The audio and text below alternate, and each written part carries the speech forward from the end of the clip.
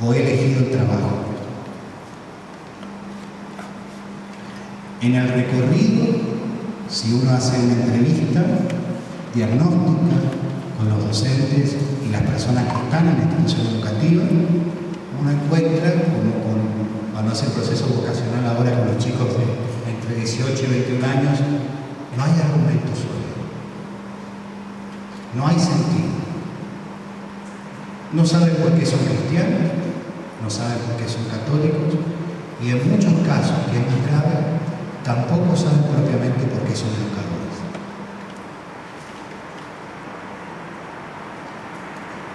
Ese es el diagnóstico serio que nos compromete hoy más que nunca a honrar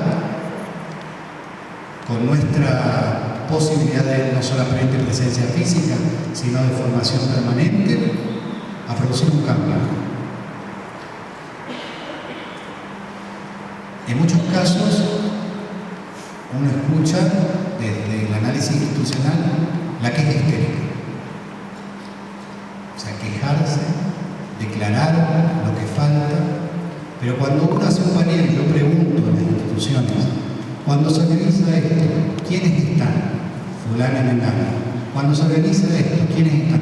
Fulano y Mengano. Y el resto, los 40 docentes restantes, ¿dónde están? No, están ocupados, no pueden. La pregunta concreta es, yo, con nombre y apellido, con historia, ¿qué le estoy aportando como plus a la educación en este colegio? O sea, ser educador católico significa que hay un plus. Yo no me quedo solamente con mi materia. Y ahí viene el sentido claro. Lo que más se ha perdido es lo universal. El universal se ha perdido. De la formación terciaria y universitaria salen diversitarios, no universitarios, especialistas. Y esa propuesta que nos hace la Iglesia del hombre todo se ha perdido. Porque la formación del educador es parcial y lo que presta es parcial por él. No hay un logos. Se ha perdido el logos. El logos, el sentido de la palabra logos es coherencia, razón, sentido. Y se viene del Hegel, palabra. Se ha perdido el logos. Entonces, ¿cómo va a haber una educación dialógica? ¿Cómo va a haber una educación dialogante?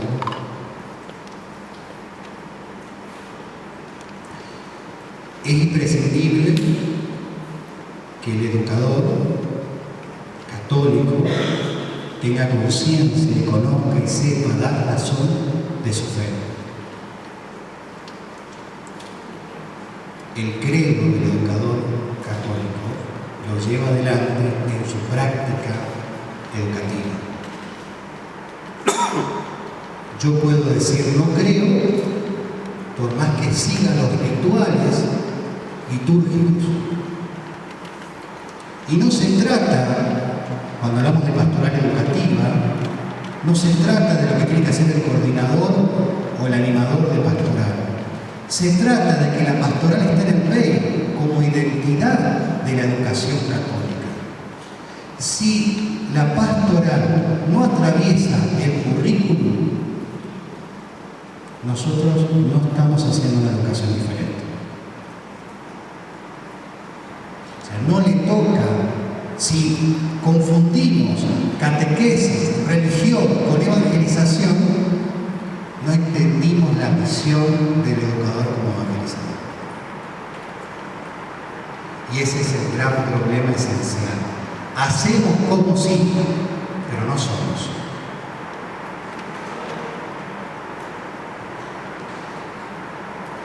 El cristiano se puede mencionar desde el lugar de bautizado, pero el discípulo es aquel que camina, que está a los pies del Maestro y que vive y enseña como su Maestro.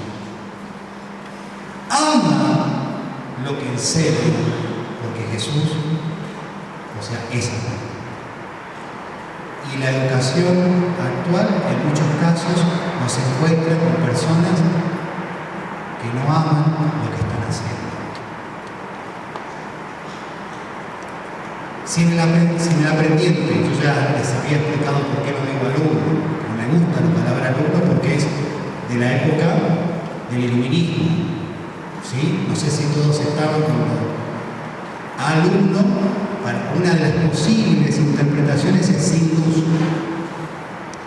¿Sí?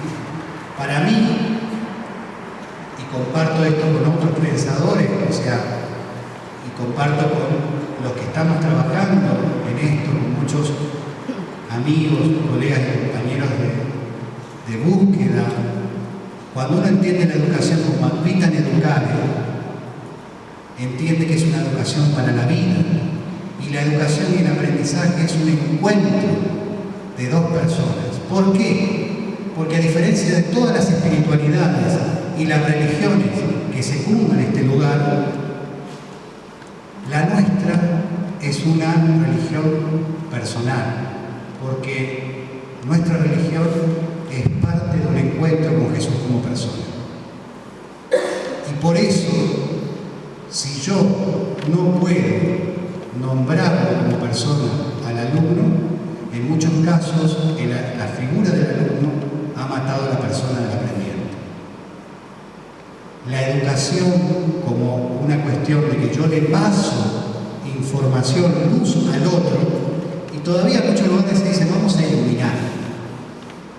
Encajamos a 220, nos viene a iluminar, ¿no?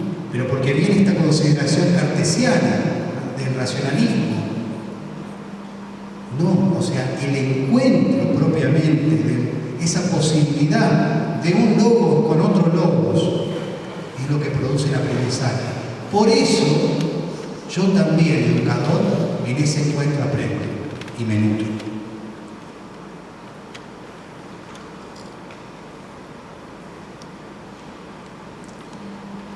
La posibilidad de la trascendencia de la educación es que el educador vuelva a plantearse la vocación como un lugar de manifestación de su credo.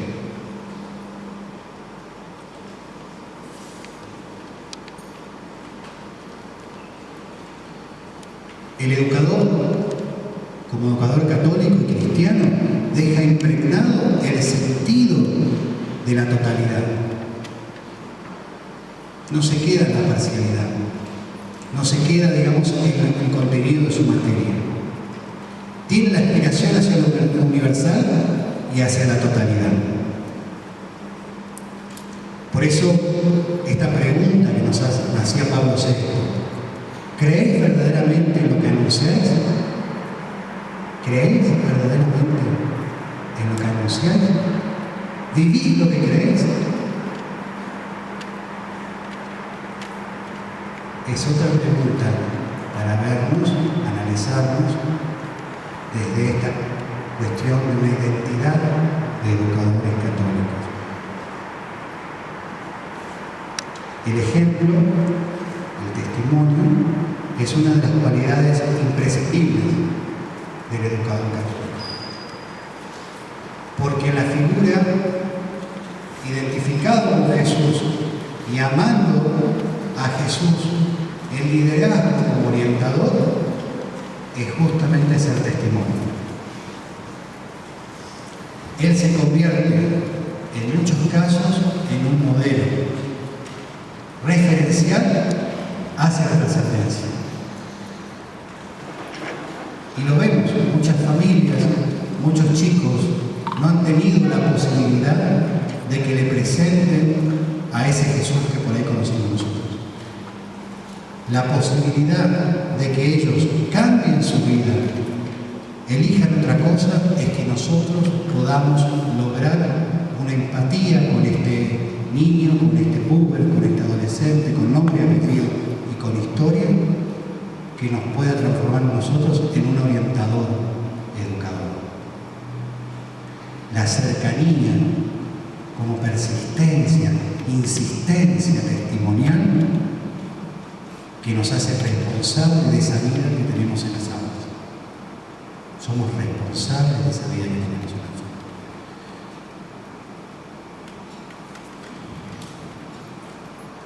Por eso, también cuando uno se pregunta, digamos, los efectos del amor de Dios en la educación, ¿dónde se ven?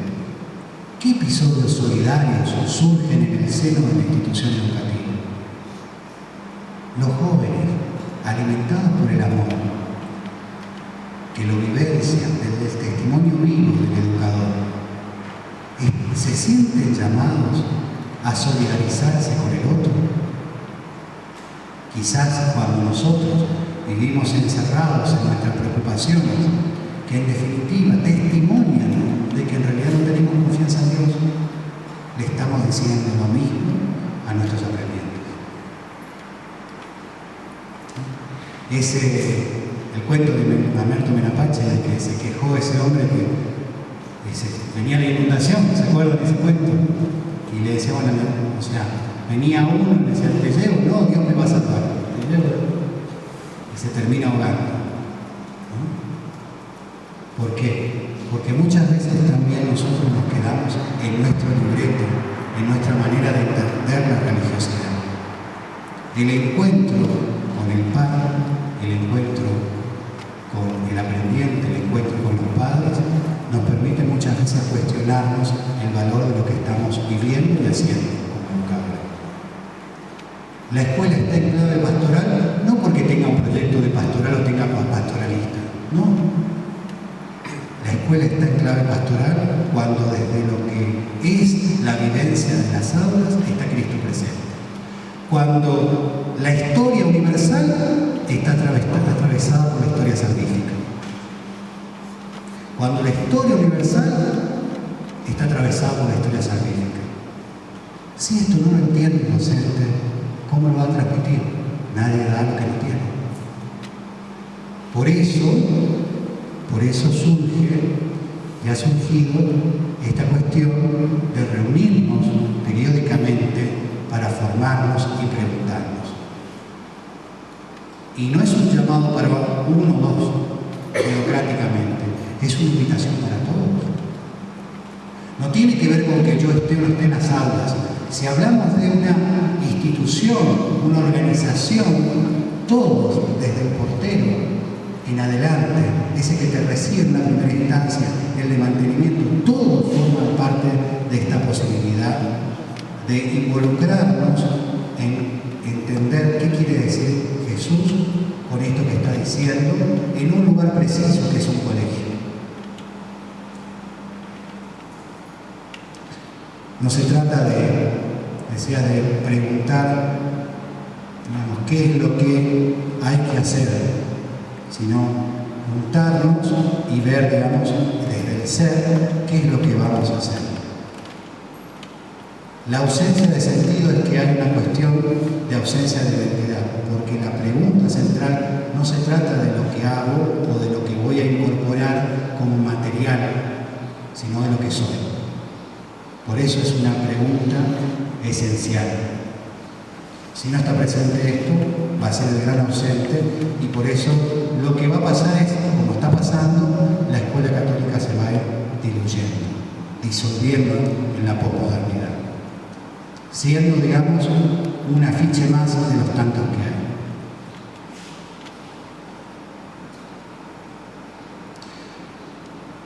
¿Yo puedo hacer algo? Sí, primero sí, comienzo a decir por dónde comienzo, por mí, por encontrar un espacio de formación y de reflexión. Pero hay algo cierto, digamos, no se puede hacer eso si uno no dispone de ese plus, si uno no otorga genuinamente, generosamente ese espacio. Y esa es la diferencia. Yo creo que, bueno, que en la entrevista de selección debería estar esta aclaración para todos. Entonces, todos pueden elegir si se quedan en este colegio o con honestidad se van a otro. Y también, digamos, en muchos casos yo tengo que analizar mis posibilidades, mis capacidades. A veces, por insistencia en el hecho de que soy apóstol pero no discípulo, entiendo lo que hay que hacer, pero no tengo la capacidad o la competencia para hacer eso, Y bueno, yo tengo que ceder ese lugar, porque eso también es una cuestión de honestidad.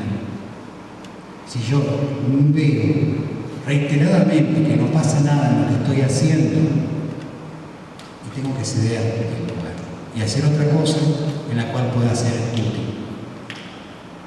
Siempre me acuerdo de una monja de cuidar, ¿se acuerdan la película esta con la negra que cuando viene la superiora que dice ahora se va a encargar del coro, y estaba la monja beca que se encargaba del coro que no iba? Pero es interesante, primero se enoja, pero después encuentra su lugar y es productiva en el lugar que tiene que estar. También eso es importante cuando uno tiene un lugar, cuando está en un lugar de gestión, de dirección, de coordinación, cuando tiene un lugar, preguntarse si en todo caso lo estoy obstaculizando también por mis incompetencias. Y no es personal esto es una revisión también de identidad. Bien, hacemos un descansito de 10 minutitos. Cambien el agua en todos los sentidos metafóricos posibles y después vemos un videito.